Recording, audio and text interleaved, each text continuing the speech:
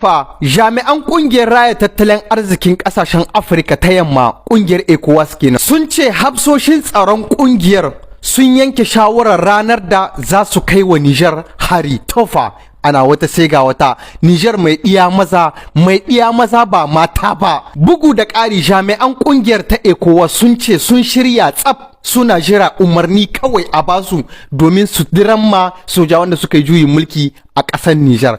Allahu Akbar, soja marmari daga nesa ba gaba da gaba ba ko ta baya sai an shirya. A cewar jami'an na kungiyar ECOWAS sun cimma wannan matsaya ne kawai saboda waɗancan sojojin da suka juyin mulki a ƙasar Niger suna da taurin kai ko kuma da sun ƙi su saurari mutane da dai makamance irin haka, shi yasa suka yanke wannan shawaran.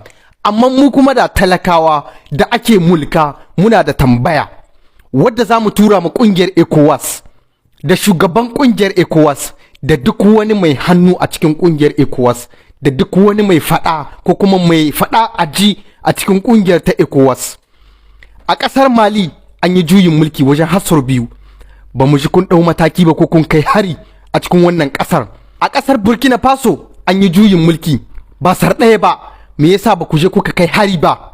Muna da wannan tambaya akan ku. A kasar Guinea an yi juyin mulki, kungiyar ECOWAS ba mu ga kun je kun kai hari ba, menene yasa kuke so ku yi shi akan Niger?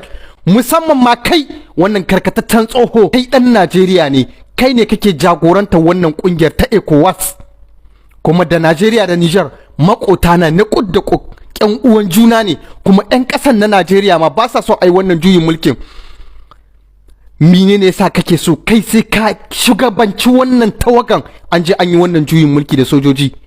Alkhairi ne kake so ya tabbata a kasashen Afirka ko kuma sharri? Idan kai sharri ne ga al'umman Najeriya da kuma musulmai, Allah ya kada mu na kiyanka ya kara mu na kai gaba. Allah ya kara ma nisan tafiya ko kuma Allah ya kara ma shekara 100 nan gaba dan kaga karshen ka mara kyau na wannan wahalan da kake so ka ja maɗiyan mutane. Muna roƙon Allah ya kare mu na ƙasar mu, ya kare mu na iyalan mu, ya kare mu na sojojin mu. Allah ya ba su nasara akan duk wani shege munafiki azzalumi.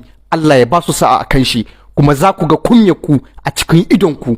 Allah yana tare da mai gaskiya. Mu waɗannan sojoji ba barayi bane ba azzalumai ne. Ku ne barayin ƙasa, ku ne azzalumai, musamman ma ku hafsoshin ƙungiyar ECOWAS. Allah ya waddaran ku, Allah ya haɗa ku da bala'in da zai tarwatsa ku da ku har da iyalanku.